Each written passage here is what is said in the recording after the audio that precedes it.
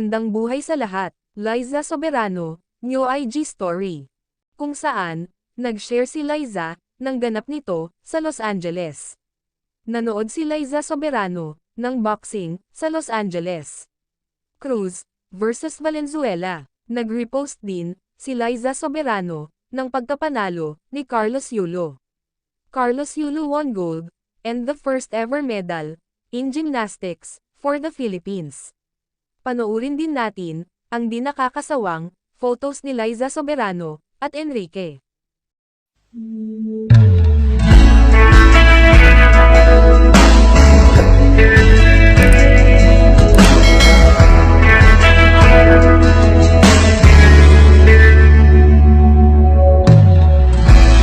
Kung alam mo lang, bawat minutong hindi ka kasama'y nasasaktan.